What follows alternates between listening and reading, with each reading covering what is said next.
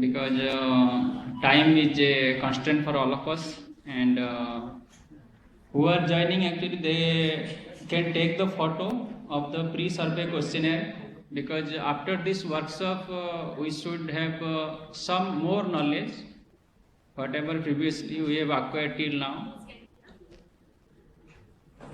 We will talk more upon both English and Hindi as part of our national curriculum, and I expect all of you actually listen carefully and learn something.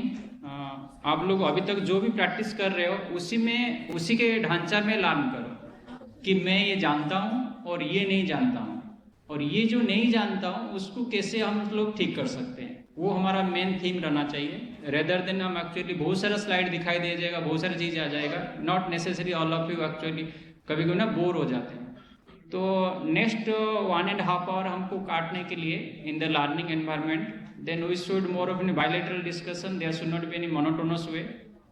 जहाँ पे भी आपको लगता है कि ये चीज़ गलत है बा सही नहीं है बा ये इसमें और क्या एक्स्ट्रा इनपुट आ सकता है, तो you can give your suggestion.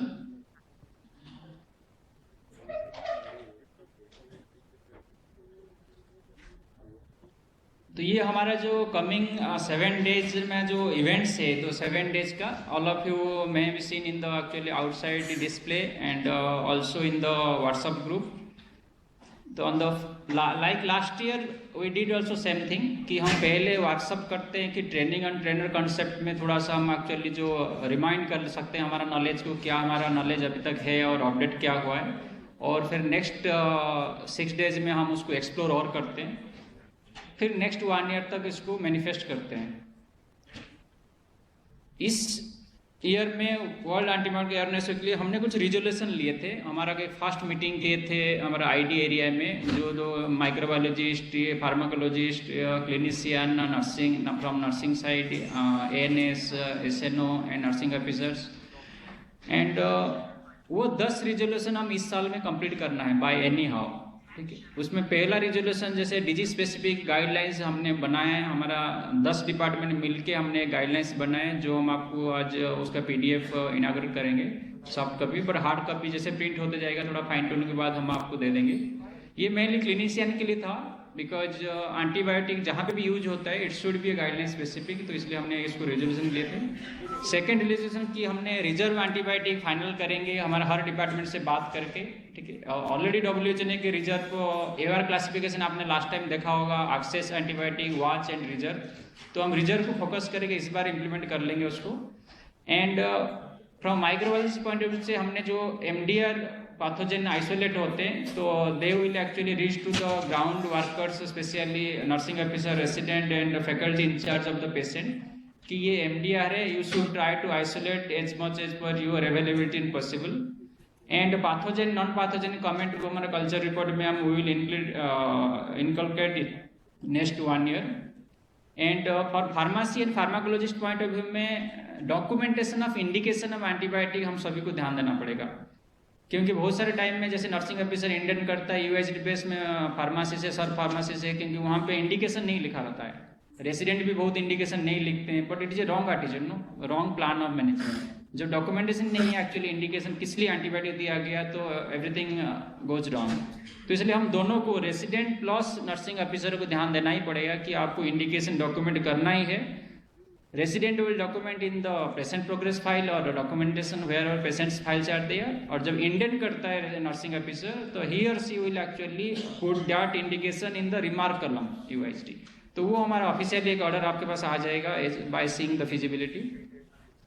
And micro pharmacologist और हेल्प करेंगे किसमें कि एडवर्स ड्रग रिएक्शन जो रिपोर्टिंग करते हैं वो भी अभी इतना ज़्यादा अच्छा नहीं है, but at the point of time कि एंटीबायोटिक में जितना एडवर्स रिएक्शन होता है तो that will report.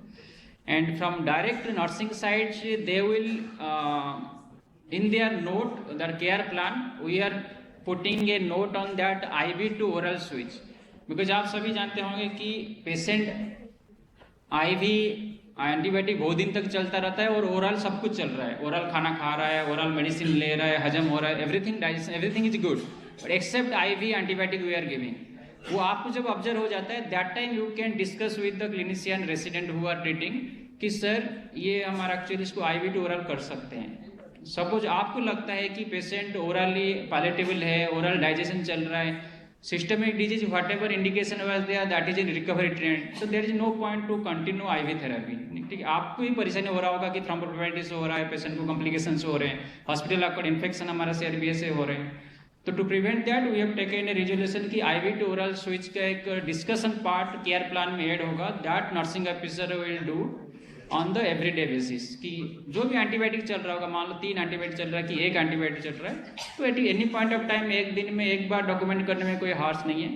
Same way after 5 days of antibiotic the time out has to be discuss with the resident कि सर 5 दिन एंटीबायोटिक हो गया, कोई भी एंटीबायोटिक हो, any form of antibiotic patient is receiving and you are seeing on the daily round कि 5 दिन antibiotic हो गया, तो you have to ask that treating physician कि सर 5 दिन हो गया, तो every 5 days there will be remark column और एक टैग कि सर 5 दिन एंटीबायोटिक हो गया, whether you to continue let the treating physician decide. इसमें हमारा कोई मतलब होल्ड नहीं रहना है कि जबरदस्ती की एंटीबायोटिक बंद हो जाना चाहिए, let the treating physician decide that, but at least we can give a reminder. So that will from the nursing side, these 2 aspects will finalize by will get ensure it is done in the every area where antibiotics is being received. And the last part from the public point of view, we have to educate them. हमने कोशिश की है ID area में जब भी patient discharge होता है उसके एक्चुअली हमने एक टीवी रखा है, वहाँ पे कुछ एजुकेशन देते हैं। जब भी हमारा नर्सिंग ऑफिसर्स होते हैं, जैसे डिस्चार्ज के टाइम आप फाइल वगैरह कंप्लीट करते हो, रेसिडेंट भी डिस्चार्ज समरी बनाता है, पेशेंट को समझाता है, नर्सिंग ऑफिसर फाइल को पेशेंट को समझाता है कि ये दवाई लेना है, ये आना है, तो that time some education has to be given, because वो एजुकेशन हम नहीं देंगे तो फिर कौन देगा? आप सोचिए, मतलब पेशेंट हमारे पास 10 दिन रहा है, 5 दिन रहा है, 15 दिन रहा है, हम 1-2 एजुकेशन नहीं दे सकते। No doubt, patients they are eyes, मतलब they are listening or they are actually trying to educate as per their own understanding. But वो अंडरस्टैंडिंग को बढ़ाने के लिए हमको थोड़ा सा एक्चुअली मैंने बढ़ाना पड़ेगा हमारा फोर्स कि ये हमारा एजुकेशन सिस्टम में यू जस्ट लर्न। तो देयरफॉर प्रोबेबली कि health care worker are the real role model जो बोलते हैं, तो वो एजुकेशन हमको इस बार थोड़ा सा रखना है।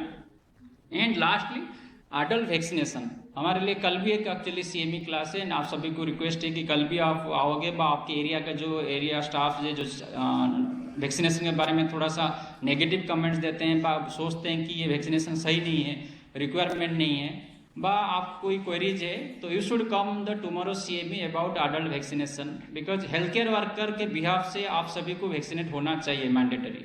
कुछ वैक्सीनेशन है जो डाउटफुल रेंज में रहता है, that also you can get answer. And with this we will start our first day event and that's the workshop. And ये क्यों वर्कशॉप एक्चुअली ऑर्गेनाइज किया गया, एंटीबायोटिक रेजिस्टेंस के बारे में क्यों हम ज़्यादा वरी हैं? आप सभी को पता है कि जो अलेक्जेंडर फ्लेमिंग है जो पेनिसिलिन डिस्कवर किए थे, वो 1945 में उनको नोबेल प्राइज मिला था, बट वो उसी दिन नोबेल प्राइज डॉक्यूमेंट में बोल दिए थे कि ये जो पेनिसिलिन जिसके अगेंस्ट में हम देते हैं, that organism is already resistance to penicillin. मतलब इन्होंने दवाई डिस्कवर किया 1927-28 में, उसके बाद एंटी पेनिसिलिन आ गए मार्केट में, बट 45 में उनको नोबेल प्राइज मिला। That day also already discovered कि पेनिसिलिन रेजिस्टेंस ऑर्गेनिज्म है ऑल दिया। तो इट मीन्स एक एंटीबायोटिक डिस्कवर हुआ मीन्स उसका रेजिस्टेंस होना ही इट इज ए मतलब नेचर सिलेक्शन प्रोसेस और मैंडेटरी बोल सकते हो।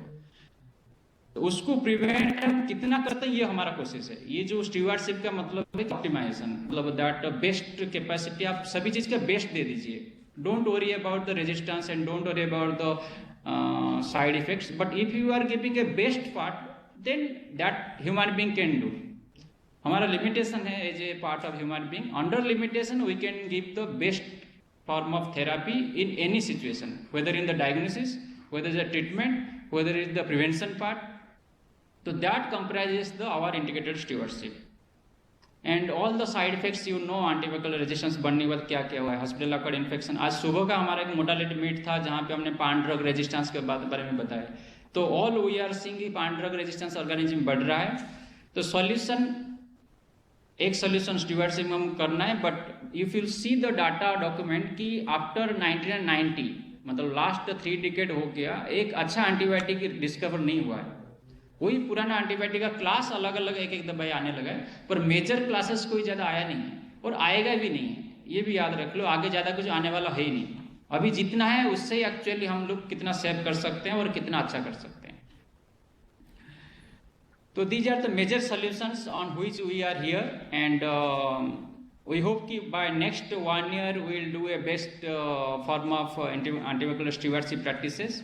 एक वीडियो दिखा के then we will go for actually next our infection prevention stewardship.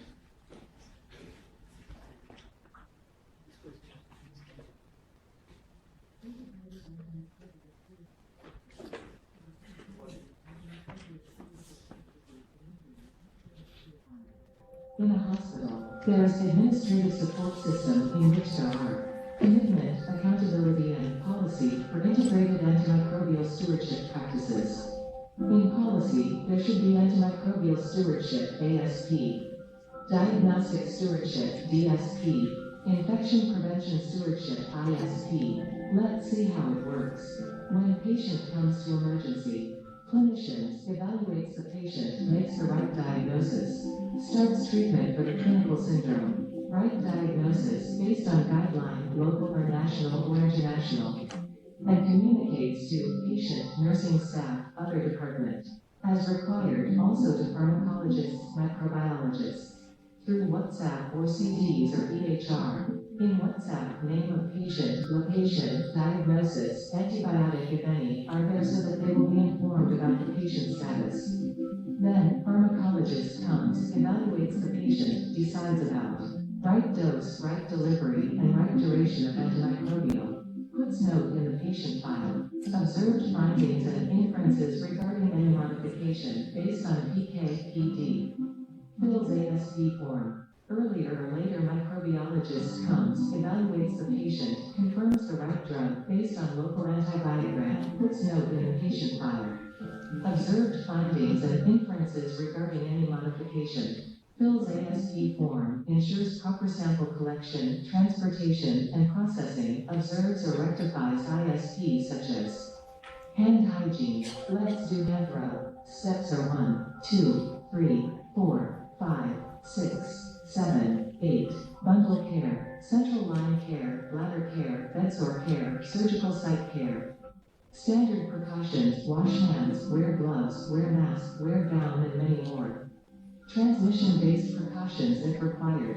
Contact precautions, droplet precautions, airborne precautions, proper waste management, prevents needle stick injury, advises vaccination if required. Next, review to see the response at intervals. Clinicians visit regularly, documents patient status, verifies the right diagnosis and right drug. Take the next right decision, either continue or change or switch or stop or outpatient parenteral antimicrobial therapy. Pharmacologist visits again, does prospective audit and feedback. Observe any initiation of low-hanging fruit interventions like IV oral switch, puts note again with due respect to previous notes. Microbiologist visits again, does organism review by 6-step model to decide whether organism is pathogen or non-pathogen in form of commensal or contaminant or colonizer or combination. Reports in WhatsApp immediately once any diagnosis comes, puts note again with due respect to previous notes. Does organism review by stratified antibiogram. Review continues with repetition of above works.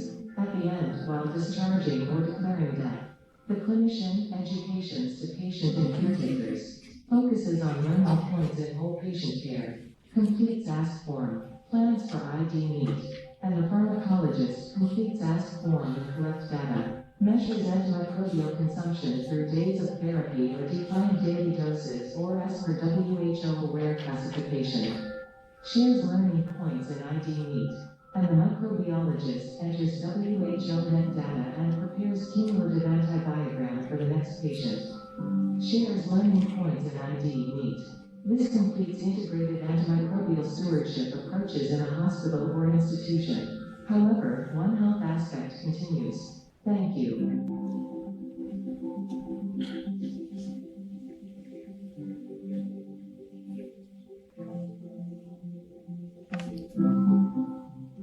Thank you for patient listening, and I now request Dr. Ambar Prasad to start infection prevention stewardship part.